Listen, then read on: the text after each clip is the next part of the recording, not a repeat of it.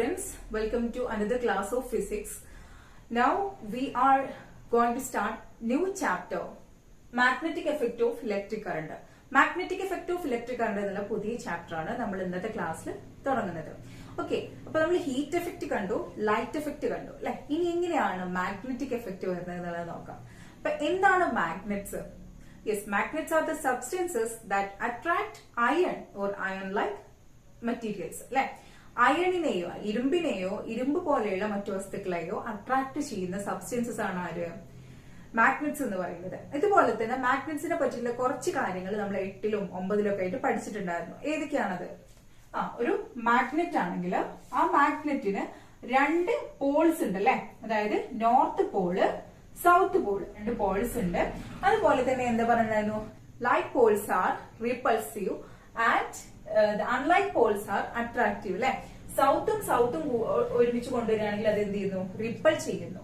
അതുപോലെ തന്നെ south north different unlike poles കൊണ്ടുവരികയാണെങ്കിൽ അവ അട്രാക്ട് ചെയ്യുന്നു എന്നുള്ളത് നമ്മൾ കണ്ടിട്ടുണ്ടായിരുന്നു. മറ്റൊരു കാര്യമാണ് ഇവിടെ എപ്പോഴും അട്രാക്ഷൻ സംഭവിക്കുന്നത്, അല്ലെങ്കിൽ ഇവിടുത്തെ ലൈൻസ് ഓഫ് ഫോഴ്സ് എപ്പോഴും എവിടേക്കാണ്?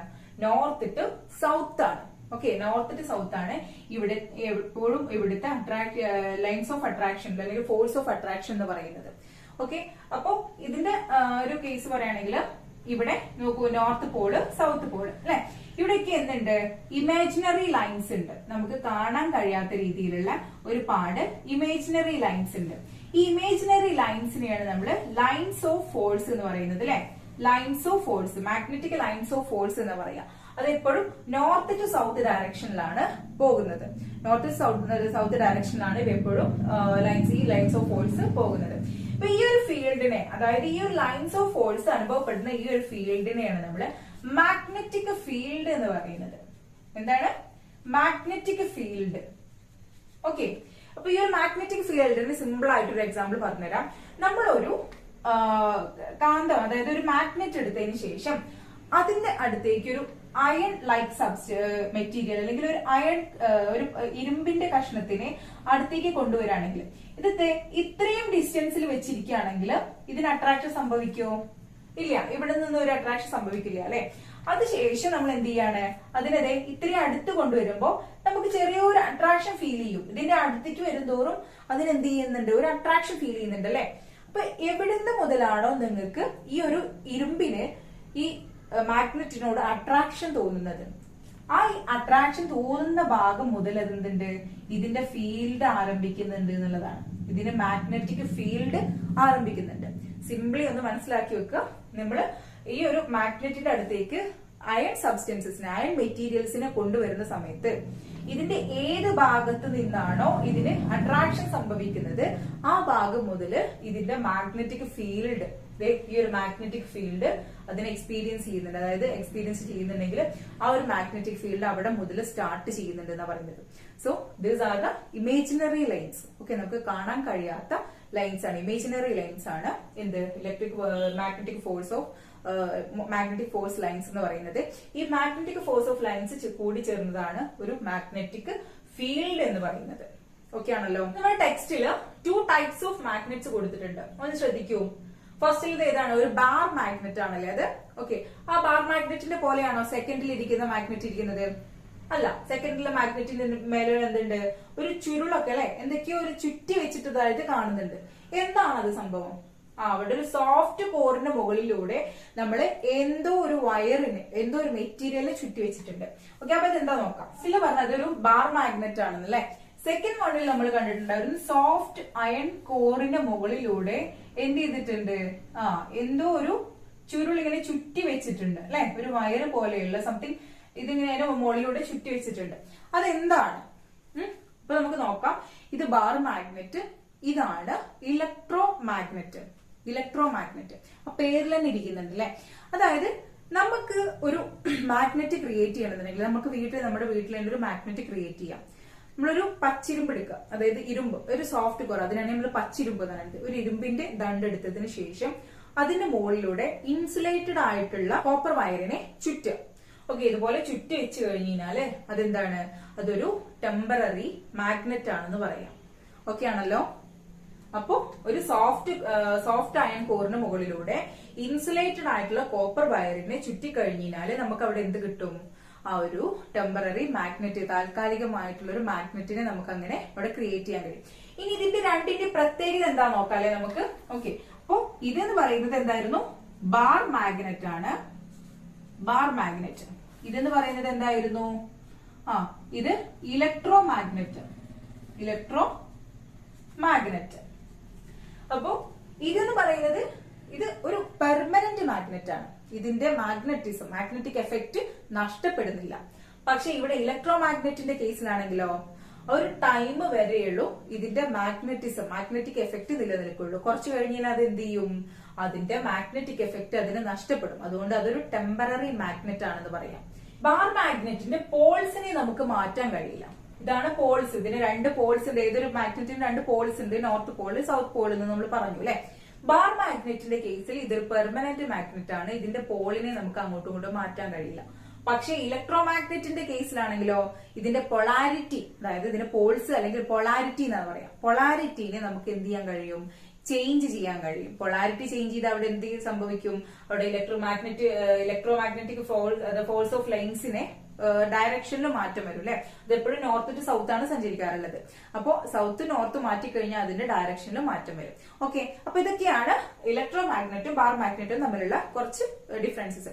ഇനി നമ്മുടെ ഫസ്റ്റിൽ ആ ഒരു ഫിഗർ നോക്കിക്കഴിഞ്ഞാൽ ടെക്സ്റ്റിന്റെ ഫസ്റ്റിലെ ഒരു ഫിഗറിൽ കുട്ടി ചോദിക്കുന്നുണ്ട് അല്ലെ, എന്തിനാണ് ഇത്രയും അധികം കമ്പിച്ചുരുളുകൾ അല്ലെങ്കിൽ ഇത്രയധികം ടേൺസ് അവിടെ കൊടുത്തിട്ടുള്ളതെന്ന് ചോദിച്ചിട്ടുണ്ട്. അപ്പൊ അവിടെ എന്താണ്? ഇത്രയും ഒരു ചുറ്റിന്റെ എണ്ണം കൂടുന്നതിനനുസരിച്ചിട്ട് ഇതിന്റെ മാഗ്നറ്റിക് പവർ, മാഗ്നറ്റിക് എഫക്റ്റും കൂടും. ഓക്കെ, ഇതിൽ എത്രത്തോളം ടേൺസ് നമ്മൾ കൊടുത്തിട്ടുണ്ടോ, ഈ ഒരു കോപ്പർ വയറിന്റെ ടേൺസ് എത്രത്തോളം നമ്മൾ കൂട്ടുന്നുണ്ടോ അതിനനുസരിച്ചിട്ട് എന്ത് ചെയ്യുന്നു? അതിന്റെ മാഗ്നറ്റിക് എഫക്റ്റും അവിടെ കൂടുകയാണ് ചെയ്യുന്നത്. ഇപ്പൊ ബാർ മാഗ്നറ്റിന്റെ കേസിൽ നമ്മൾ പറഞ്ഞു ഇതിന്റെ മാഗ്നറ്റിക് ഫീൽഡിന്റെ ഡയറക്ഷൻ എങ്ങനെയാണെന്ന് പറഞ്ഞിട്ടുണ്ടായിരുന്നില്ല. എങ്ങനെയായിരുന്നു മാഗ്നറ്റിക് ഫീൽഡിന്റെ ഡയറക്ഷൻ? നോർത്ത് ടു സൗത്ത് ഡയറക്ഷനിലാണ് അതിന്റെ ഫോഴ്സ് ഓഫ് അതായത് ലൈൻസിന്റെ ഫോഴ്സ് ലൈൻസ് പോയിട്ടുണ്ടായിരുന്നത്. ഓക്കെ, അപ്പൊ അതിനനുസരിച്ചിട്ടുള്ള മാഗ്നറ്റിക് ഫീൽഡിന്റെ ഡയറക്ഷൻ നമുക്ക് കണ്ടെത്താൻ കഴിയും. പക്ഷെ ഇലക്ട്രോ മാഗ്നറ്റിന്റെ കേസിലാണെങ്കിൽ നമുക്ക് പറഞ്ഞു അവിടെ പൊളാരിറ്റി മാറ്റാൻ കഴിയും, പൊളാരിറ്റി അവിടെ ചേഞ്ച് ചെയ്യാൻ കഴിയുന്നത് പറഞ്ഞിട്ടുണ്ടായിരുന്നു. ഇങ്ങനെ പൊളാരിറ്റി ചേഞ്ച് ചെയ്ത് കഴിഞ്ഞാൽ പിന്നെ നമുക്ക് അതിന്റെ ഡയറക്ഷൻ എങ്ങനെ പറയാൻ കഴിയും?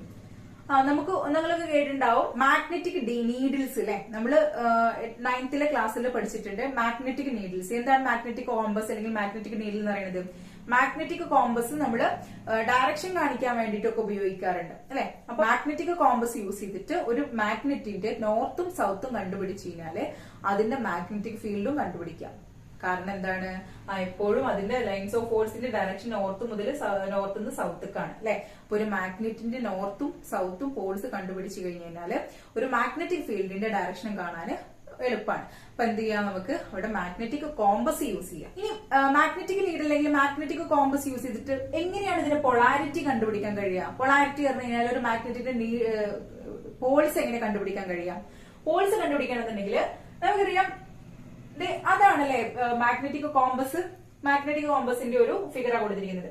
അപ്പൊ അതിൽ ശ്രദ്ധിച്ചിട്ടുണ്ടാവും നിങ്ങൾ നീഡില് നോർത്ത് സൗത്ത് എന്നുള്ള രണ്ട് ഡയറക്ഷൻസ് വെച്ചിട്ടുണ്ട് അല്ലെ.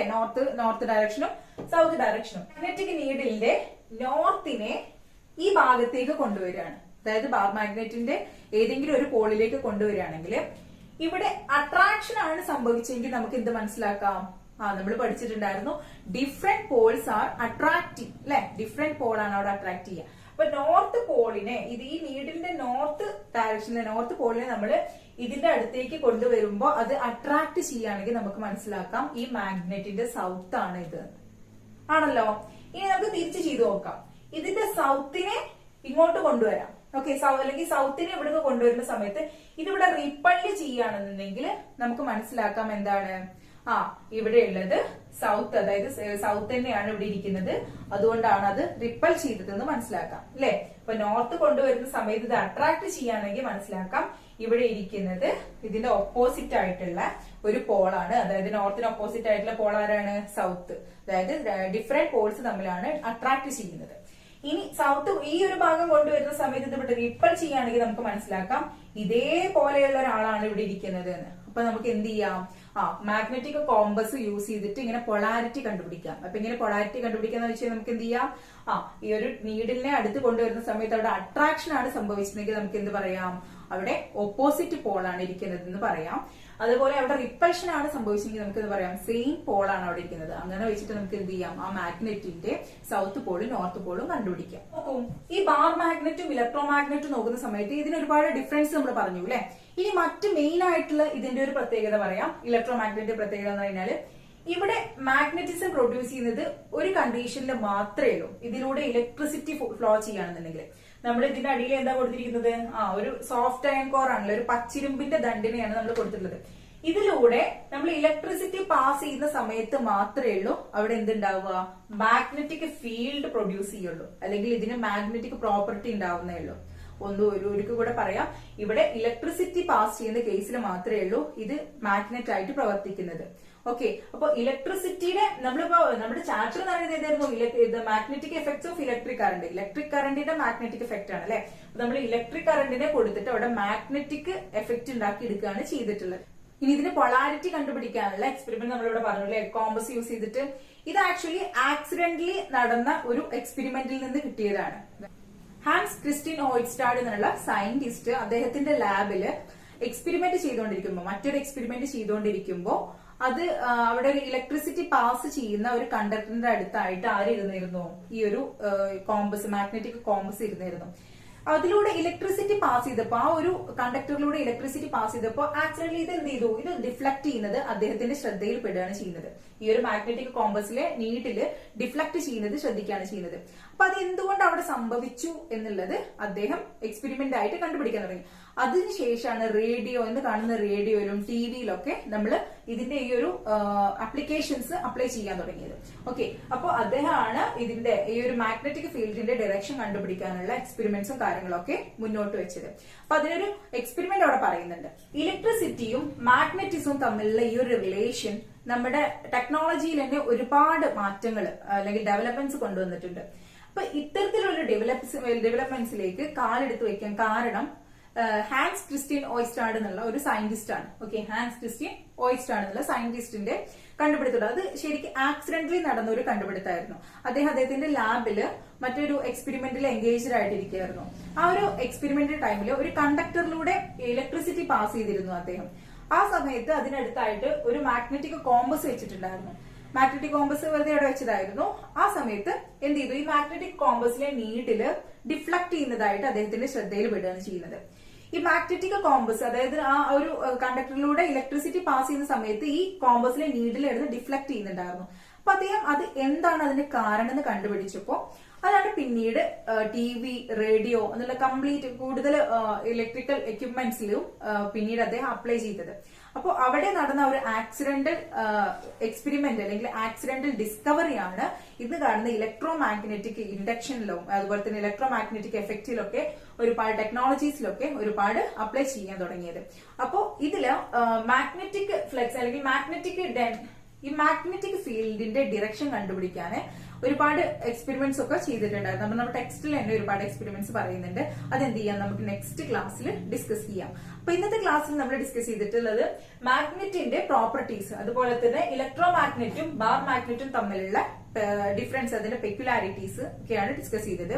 പിന്നെയോ ഇലക്ട്രോ മാഗ്നറ്റ്സ് എന്ന് പറയുന്നത് ഒരു ടെമ്പററി മാഗ്നറ്റ് ആണ്. അതെപ്പോഴേ ഉള്ളൂ അതിന്റെ മാഗ്നറ്റിസം കാണിക്കുക, ഈ ഒരു സ്ട്രൈറ്റ് കണ്ടക്ടറിലൂടെ ഇലക്ട്രിസിറ്റി പാസ് ചെയ്യുകയാണെന്നുണ്ടെങ്കിൽ മാത്രമേ ഉള്ളൂ അതൊരു മാഗ്നറ്റ് ആയിട്ട് പ്രവർത്തിക്കുക. ഓക്കെ ആണല്ലോ. അപ്പോ ഇത്രയും കാര്യങ്ങൾ നന്നായിട്ട് പഠിച്ചു വെക്കുക. നെക്സ്റ്റ് ക്ലാസ്സിൽ നമുക്ക് ഇതിന്റെ ഡയറക്ഷൻ കണ്ടുപിടിക്കാൻ വേണ്ടിയിട്ട് നോക്കാം. ഓക്കെ, ശരി, താങ്ക് യു.